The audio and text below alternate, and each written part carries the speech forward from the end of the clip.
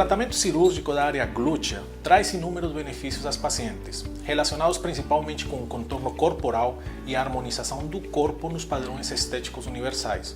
Somado a isto, o amplo arsenal de técnicas e procedimentos disponíveis permitem que a opção de tratamento desta área se torne a cada dia mais comum. Os amplos estudos a nível mundial têm trazido muita segurança e tranquilidade para as pacientes e os cirurgiões. Afinal, o reconhecimento de um contorno belo é o principal benefício que a paciente obtém.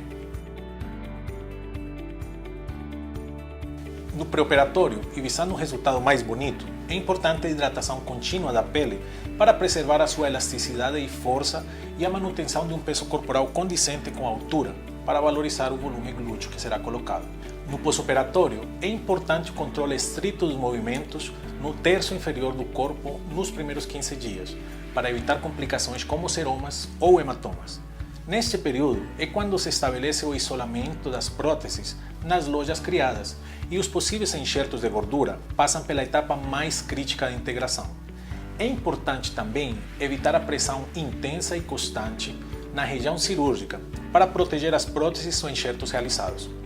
A higiene na área da incisão, pela cercania da região anal, também é muito importante, pois o risco de contaminação é iminente. E uma coisa muito importante, não é mais necessário deitar de bruços ou lateralmente, pois foi comprovado que o decúbito dorsal é a posição mais benéfica no pós-operatório imediato. A lipoaspiração e a prótese mamária continuam sendo as duas principais cirurgias procuradas pelas pacientes. Porém, as chamadas mastopexias, que são levantar as mamas com próteses e retirada de tecidos, e o tratamento da área glútea, têm levado com mais frequência as pacientes aos consultórios dos cirurgiões plásticos.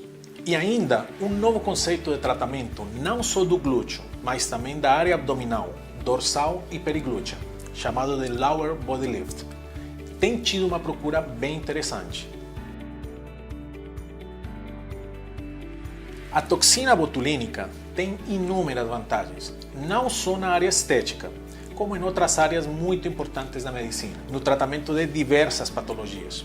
No tratamento das alterações estéticas, a toxina botulínica tem se tornado uma ferramenta segura e efetiva para o tratamento das marcas de expressão, resultantes da contratura forte e contínua dos músculos faciais, principalmente na região da testa, na região periocular e na região da glabela.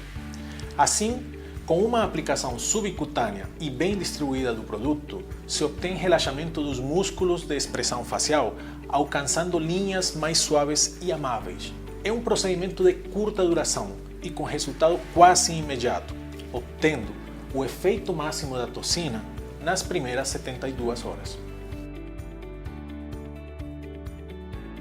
A colocação simples de próteses mamárias exige incisões mínimas, ao redor de 5 cm de longitude e geralmente na linha do sulco inframamário ou na linha periareolar. É feito um descolamento da glândula mamária na sua união com o músculo peitoral maior, criando um espaço real onde será localizado o implante de silicone. Após a colocação do mesmo, são fechados os planos cirúrgicos, finalizando com uma sutura intradérmica absorvível que evita os pontos externos. Esta seria basicamente a cirurgia mais simples para a colocação de próteses.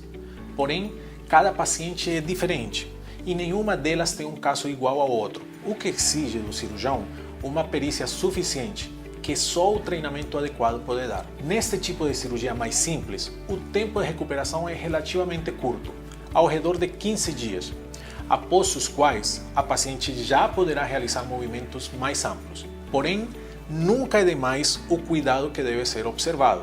O uso de sutiã cirúrgico por pelo menos 2 meses e o afastamento das atividades físicas intensas por pelo menos 1 mês também são fundamentais.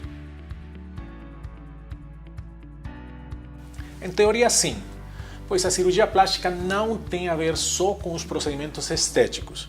A cirurgia plástica abrange também cirurgias reparadoras, o tratamento de pacientes queimados, os traumas e patologias cirúrgicas das mãos, e a cirurgia maxilofacial.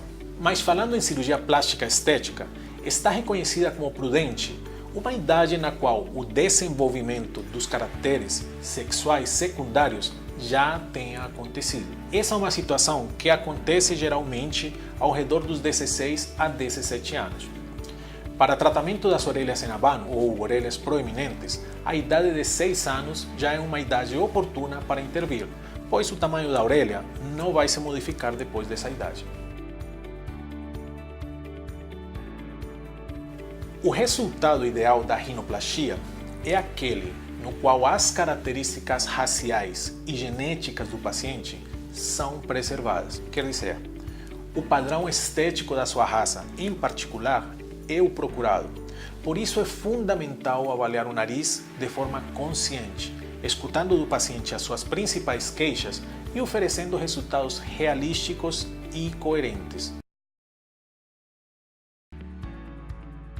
É feita uma incisão na região posterior da orelha, procurando expor a cartilagem para poder moldá-la de acordo à alteração que se apresente. Assim, pode ser feita uma nova curvatura, formando um hélix inexistente, ou pode ser colada uma concha acústica que previamente estava separada. Depois de diversas técnicas, é obtido o resultado desejado.